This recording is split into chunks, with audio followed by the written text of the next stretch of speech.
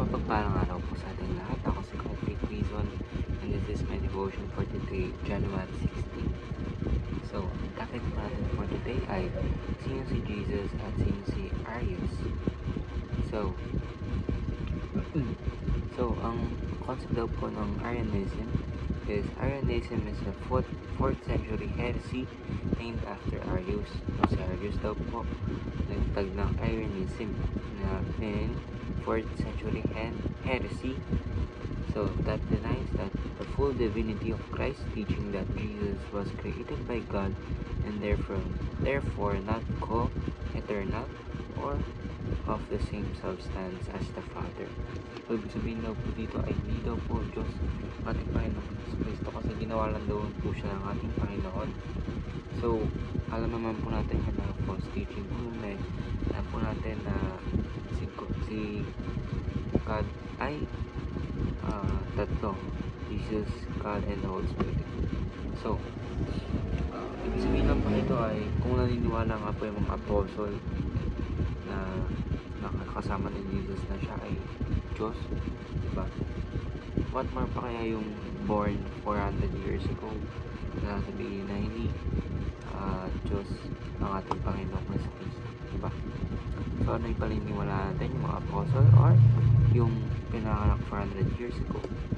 So, 400 years after the death of Jesus Christ.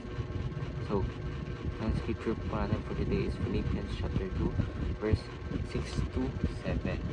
So, sabi ko po, who being in very nature God, did not consider equality with God something to be used to his own advantage.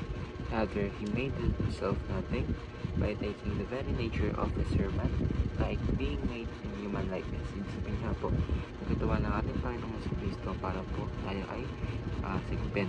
So, kung human si Jesus Christ is, kahit mamatay siya, wala, hindi maaatong yung sins natin.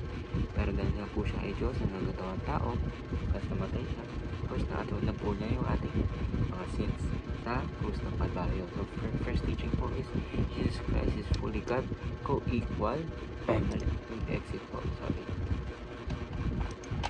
Wait lang po. Let's go now!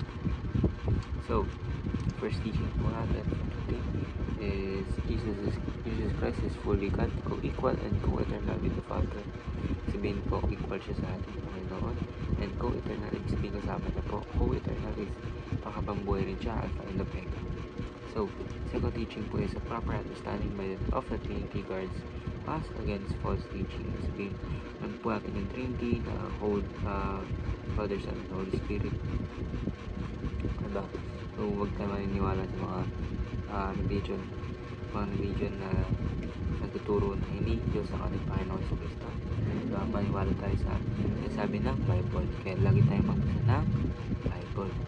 So, the last teaching po is the divinity and humanity of Christ, however, are both essential for our salvation. Ibig sabihin, yung divinity, nagkatawang tao, ang ating Panginoon na siya ay Diyos. Ayun pa yung mahalaga dahil kung hindi po nagkatawang tao at Panginoon, hindi tayo masalba, and kung tao lang siya, diba, walang sense yung pag kamatay niya sa krus ng Kalbaryo kung siya lang ay tao, pero si Jesus Christ ay isang Diyos na nagkatawang tao. So, application po natin is be discerning about teachings that diminish Christ's deity and humanity. Ibig sabihin, huwag po tayo maniniwala sa mga teachings na binabawasan ng ating Panginoon dahil hindi dapat bawasan ng ating Panginoon sa Kristo. So, second application po is acknowledge both that full divinity of and full humanity of Christ. Ibig sabihin, huwag maniwala na Diyos lang siya, tao lang siya, parehas po.